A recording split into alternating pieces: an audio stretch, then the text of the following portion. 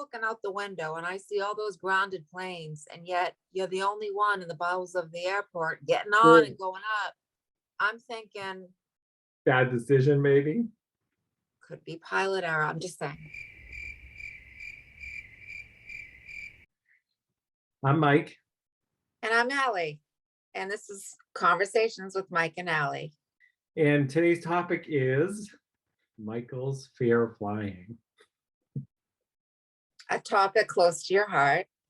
Topic close to my heart. So, background is I have flown most of my adult life, and sometime in my early 20s, I had flown for a period of time with no issue, and sometime in my early 20s, I developed a fear, and I wouldn't let it. The one thing I wouldn't let it do is cripple me. I wouldn't allow myself to not go anywhere because of it.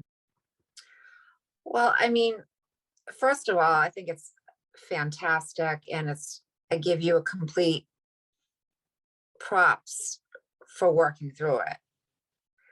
I mean, I don't know if you even know this about me, but I never flew until I was 26. Oh, I didn't know that. Mm. And my first flight was to Hawaii. How was the experience for you? Um, it actually was fine, but I come from a family with a lot of phobias, Okay. and flying was one of them. Which is why it wasn't until like after graduate school that I had a friend whose family lived in Hawaii and invited me there, which was a bonus because it's so pricey and it's a trip of a lifetime. Sure. It's just a beautiful place. Um, but I didn't know what to be afraid of because it was Okay. my first experience. So I didn't have any fears.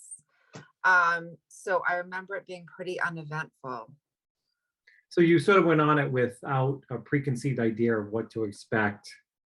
Correct. Yeah. Correct. But it sounds like it's obviously different for you. For me, I had nothing to compare it to. I had no baseline. So I just kind of hopped on a plane, went to Hawaii, I wasn't attached to any outcome other than getting there in one piece and getting home. But Yeah, I had no fears. I see. That's But interesting. sounds like it was different for you. The only thing I can tie it back to is I am a person who, um, not consciously, but I require information. I need to understand the dynamics of what I'm dealing with. I need to know how a plane flies, what are the physics behind a plane flying, what are the pilots doing up front that provide the service in a safe, efficient manner. Is the structure of the plane okay? Is the plane old? Is the plane been well maintained? So I think at some point something must have triggered that on a flight that then I expanded upon that and I started looking at planes mechanically and what they looked like inside.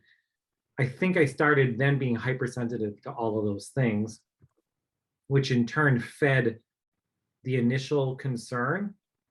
Because I'm a big believer that I fed this myself. So I'm an initial believer that somewhere I did somehow became afraid, and then I fueled it little by little, incrementally over time, and then it became a fear. So I'm pretty sure I caused the fear myself.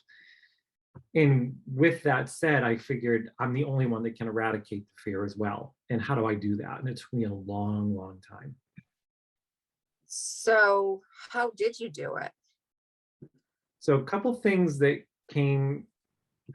I did that truly, I want to say they were not effective, but they very well could have been effective leading up to the eradication of the fear. You know what I mean? Like looking back, all the things I did could have had a hand in it. But I do think there's one particular event that had the major impact, and I'll get to that. So very quickly, I would talk it through with the doctor, we would sort of have our own little counseling sessions together, talking about the rationality of the fear. Why do I think I have it? So those things would happen. And then uh, I went to therapy for a little while, to a psychotherapist, to talk it through. And I'm not minimizing, but they just wanted me to talk about what happened in my childhood. You know what I mean? And I'm sitting there with the mindset that I created the fear. I now need to know how I can get rid of it. I didn't feel it was rooted in that sort of childhood space. And then I went to a hypnotist. Then I went to a fear of flying course online with an ex-pilot from Piedmont Airlines, who created an online fear of flying class. And his approach was so outrageous, Alyssa. The mechanical aspect of his approach was very good, but the other piece was he wanted me to envision myself in a chair in the plane, and then in that same chair, envision Mickey Mouse. And then he wanted me to kill Mickey Mouse.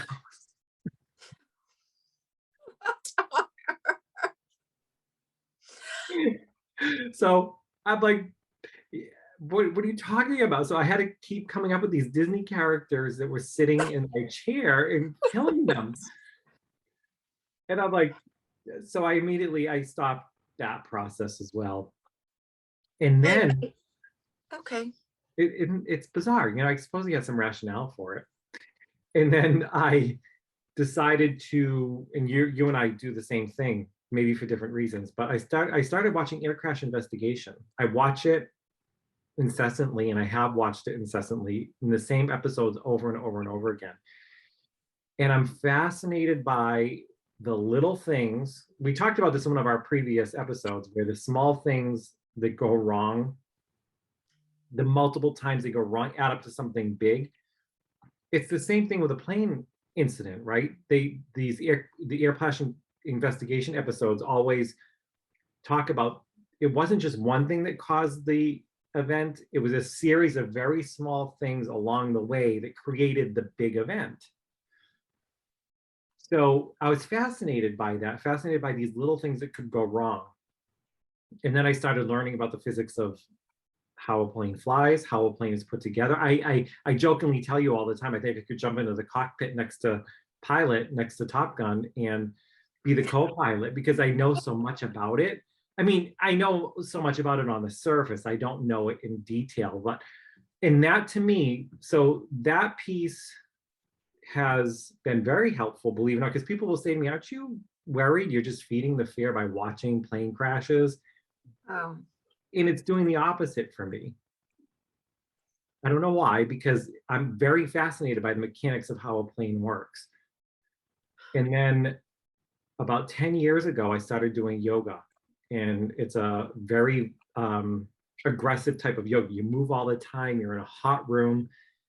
It's 90 minutes and you can do nothing but focus. But while I'm in that class, the teachers would always talk about personal responsibility and intention and your own ability to fix circumstances in your life. So I applied it to my fear of flying, and today I can fly without any issue.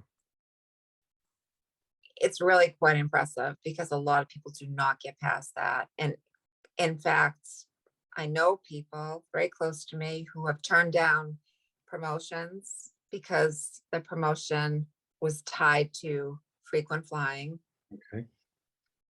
So it impeded their ability to kind of live their life to the fullest. So the fact that you overcame it, and I will laugh because, so of course, I do remember you reaching out, trying to face your fear, and asking me to ask Top Gun if you could go up flying with him.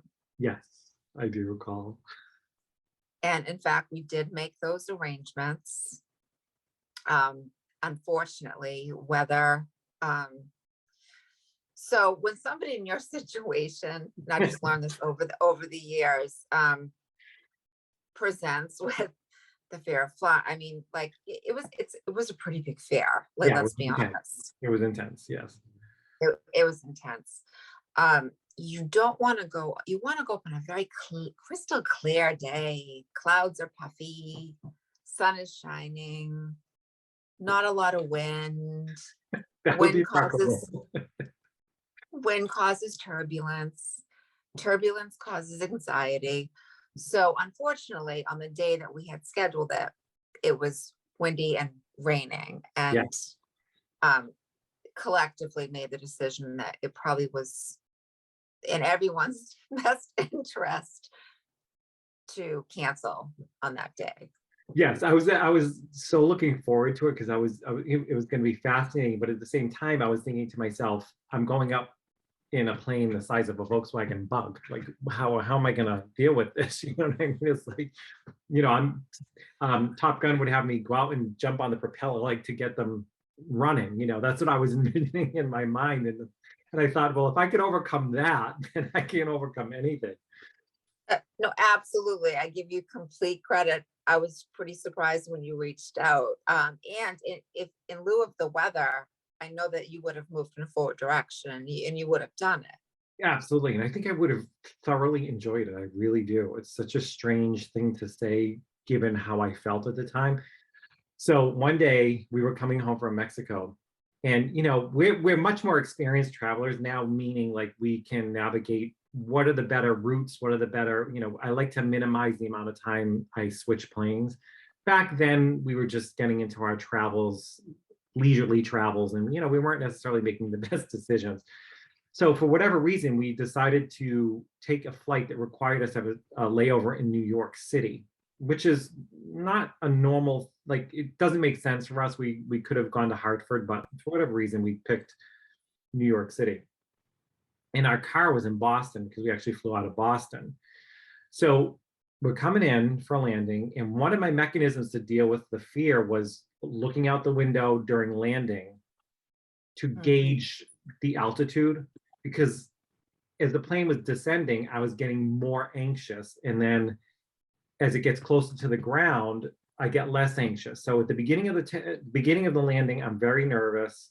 Then it gets to a point where, okay, we're probably going to make it. And then my anxiety starts to subside. And I use visual cues. I had used visual cues for that. Well, this is one of those days. It was rainy. We were coming international. It was rainy, foggy, dark. Everything was working against us. And it was a bumpy ride all the way through. We're coming in for the landing, and there's no point of reference because I can't see anything. Yeah. All I know is we're going through a lot of turbulent air. We're in our landing position. We're coming in, and the plane's bouncing around. Now, what might be like this to someone else, I'm thinking is like this. I'm thinking, oh, this is it. This is it. And the plane's bouncing and bouncing, bouncing, bouncing, bouncing. It's out of nowhere. We landed. And I screamed. I just screamed bloody murder, like when we landed, because I thought we crashed. And I thought, this is it. I am dead. We crashed. And everyone around me starts like looking at me. They're laughing. And I start laughing because I didn't have that reference point. So we land. And then we had to take this connecting from New York to Boston to get our car. So I said to the doctor, I am not getting on a plane. We walked through the airport. We rented a car in New York City that I was going to drop off at Boston, which you have to pay more to do, right? So we drive 4 hours home from the airport in New York City so that I wouldn't have to get on a plane. Then I took the car the next day. I had to drop it off in Boston and pick up my car. Now, Boston's another 90 minutes in the other direction. So I'm driving, and I hit something in me told me to get the insurance with the rental car. I'm driving to Boston behind an 18-wheeler. The whole tire comes off the 18-wheeler and smashes the front of my car, the rental car, as I'm driving. So it was still drivable, but I drive into the rental car, the front end's falling off. And I said, I bought the insurance, here are the keys, and I walked away. And See, now here's the takeaway for me on that. It's more dangerous driving in a rental car than it is flying. if we've And the flown, joke, The joke is on you. Absolutely.